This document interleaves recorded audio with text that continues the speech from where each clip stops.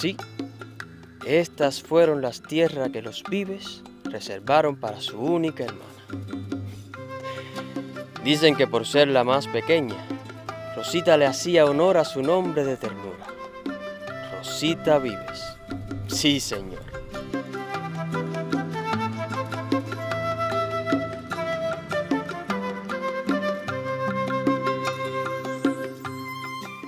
Por ser la única hija hembra, le tocaba las joyas de la familia. Pero sus cuñadas hicieron tremendo alboroto. Rosita solo exigió el anillo de bodas de su madre y el reloj de bolsillo de su padre. Aún así, los hermanos quisieron darle la mala. Por ser mujer y soltera, no necesita tierras de cultivo. Solo le daremos las tierras vírgenes, como ella. Sí, y las más alejadas. Pero ¿saben? Más que un terreno baldío, a Rosita le entregaron un enorme mogote de piedra en el que su futuro esposo abrió la mejor cantera de piedra azul de Arriete. Arriete, de Piedras y Molinos. Primera parte. Rosita se conformó con saber que aquí en primavera, en este altonazo, crecía un bejuco de flores doradas. Aquí subió poco a ver la belleza de este término.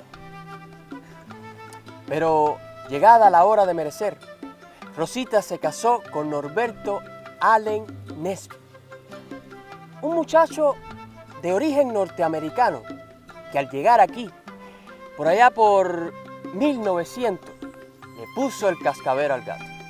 O mejor, le puso a Arriete, la mejor cantera de piedra azul de toda la isla.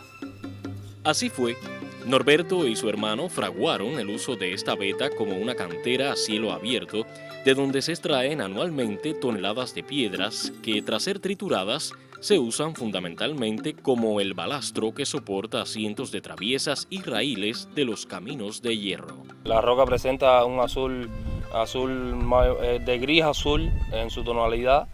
Presenta también cuarzo en pocas cantidades, por lo tanto son calizas que son de fácil extracción aquí a su vez, aunque también está duro, en parte está compacta. Por tanto, el proceso de extracción es por barrenación, se hace en círculo de barreno y se hace la voladura, por lo tanto se pueden extraer los tamaños de roca adecuados para poder pasarlos por el molino, y depende también, si no cumplen los estándares requeridos por el molino, se pasa también unos martillos que se tritura un poco más la roca y entonces cumple los estándares requeridos para poder pasar por el molino. De uno a otro lado de los caminos, los mogotes de piedra anuncian el tiempo geológico en el que se originaron estas piedras. Está compuesta prácticamente por porfiritas, compuestas por andesitas y tobas andesíticas. Todo esto es resultado a las actividades volcánicas que ocurrieron en el Cretácico superior, y por tanto se originó todas estas concesiones que están a lo largo de toda la región central y oriental de Cuba también. Y como cada cantera, esta tuvo muy cerca su primer molino. De aquel tiempo aún queda la imponente mole de concreto que devoró cientos de toneladas de piedras, usadas mayoritariamente como el balastro que soportaba las traviesas del ferrocarril.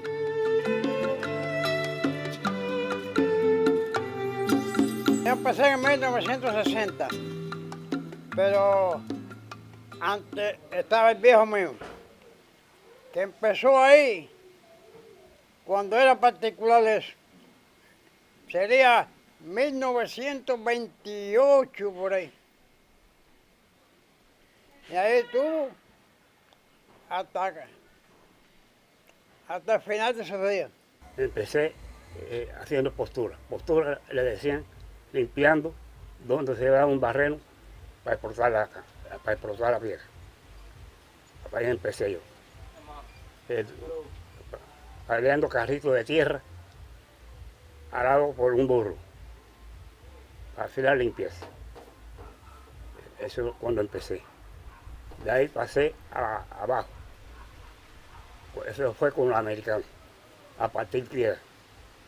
El carro de piedra, montado de línea, un carro en rueda de línea. Nos pagaban el metro y medio. Era 1,5 metros y nos pagaban 1 metro. A 11 kilos el metro. Piedra partida y cargada. Eso cuando empezamos. De ahí fue prosperando y ya salimos más grandes. Años después para acá, pasé a trabajar lo que se llama, en lo que se llama la cantera, en limpieza. El trabajo era manual ahí. Le llamaban los toperos, que cargaban el rajón en unos carritos de línea que había para el molino. Había que romperla con una mandarria y sacarla, muchas sacarlas porque el americano porque le quedaba más, la explosión la hacía con poca dinamita y quedaba muy grande. Y había que partirla con mandarria y mandarria. Y los carritos eran carritos montados en rueda de línea, porque eran de madera. Y cuando le tiraba la piedra, se anchaba. Ahí era para ferrocarril todo, para embalastrar las líneas. Lo cargaban ahí, pero camiones prácticamente nulo. Era ferrocarril para ellos, para la línea. Cuando niña, que serían unos 12 años, llevé almuerzo a la cantera, a mi mamá, a mi papá y a mi hermano, y a otro señor más. Yo prácticamente a la escuela pude ir muy poco. Vine, como dice el dicho, a superarme ya después de mayor. Porque tenían que alimentar a los canteros. Sí, porque ahí no se daba comida ni nada de eso, había que llevar el almuerzo.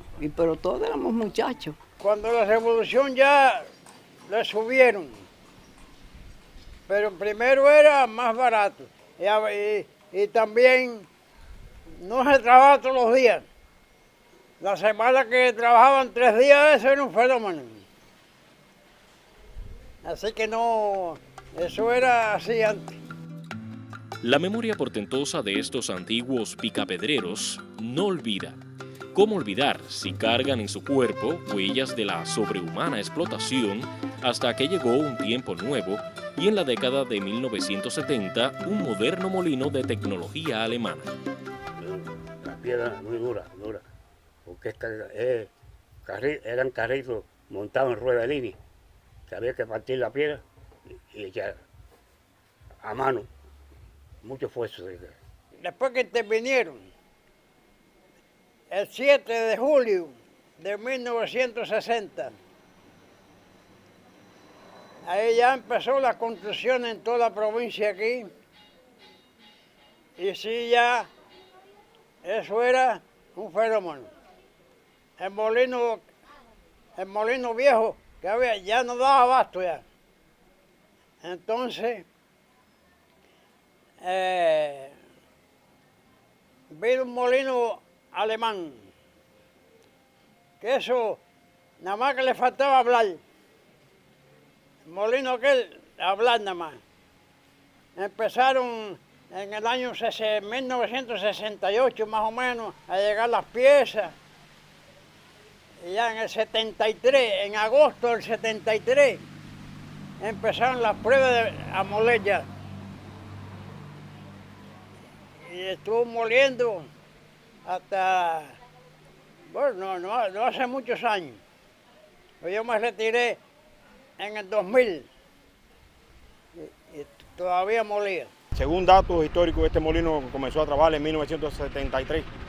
Inclusive yo hice hasta mi servicio social aquí mismo. Era un molino de una eficiencia altísima. Cuando aquello estaba protegido, siempre estuvo protegido, y al medio ambiente. Todos los productos este molino se depositaban en silos. Como usted puede ver, esos eran los silos antiguos, lo que queda de él. Y este molino es muy eficiente. Este molino fue el productor de árido para la refinería de petróleo, para la central electronuclear, para los distintos programas de la vivienda, de Polorífero, todas estas empresas grandes, los viales. Y un molino que trabajaba 24 horas al día, muy productivo. Y había una eficiencia alta y muy buen molino. Algunos hasta se aventuran a calcular la cantidad de piedras que trituró y salieron de este molino. Aquel molino alemán molía 30 y pico mil metros mensual. Hasta 40.000 se llegó a moler.